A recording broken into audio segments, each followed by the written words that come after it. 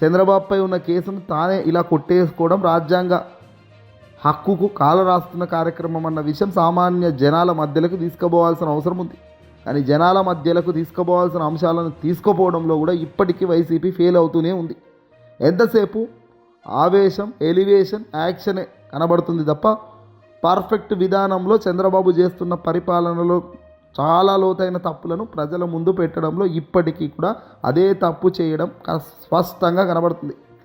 చంద్రబాబు నాయుడు గారు skill scam case అంటే అతిపెద్ద కేసు అనేది ఈరోజు సామాన్యుడికి కూడా అర్థమవుతుంది.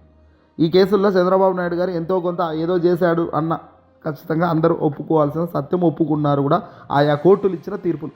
నిజంగా ఎలాంటి స్కామే లేకపోతే ఇంత సింపుల్గా కేసు కొట్టేసే కార్యక్రమం ఉంటే ఆ రోజు 53 రోజుల పాటు జైలు జీవితం గడిపించాల్సిన కార్యక్రమం కోర్టులు ఎందుకు బెయిల్ ఇవ్వలేదు?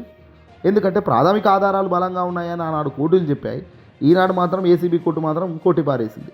దీని మీద ఈ అపీల్ మీద సుప్రీంకోర్టు ధర్మాసనం వైపు హైకోర్టుకి కూడా పోయారు. హైకోర్టు, సుప్రీంకోర్టు కూడా తీర్పు ఇచ్చే కార్యక్రమాలు కూడా చేస్తున్నారు.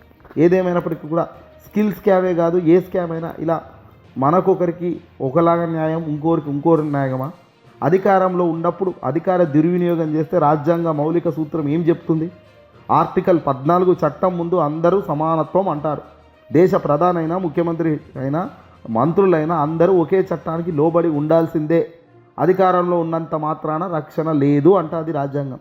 మరి అలాంటి రాజ్యాంగంలోకి సంబంధించిన వ్యక్తులు, ఇంత పెద్ద పొజిషన్లో ఉన్న వ్యక్తులు ఈ రకంగా వాళ్ళకున్న పరిపతిని, వాళ్ళకున్న ఇన్ఫ్లుయెన్స్ని, వాళ్ళకున్న పవర్, డబ్బు అన్నిటిని ఉపయోగిస్తూ ఈ రకమైన చర్యలు చేస్తుండడం, అది కూడా ముఖ్యమంత్రి స్థాయిలో అధికార దుర్వినియోగం చేస్తుంటే దీన్ని ఏమనాలి?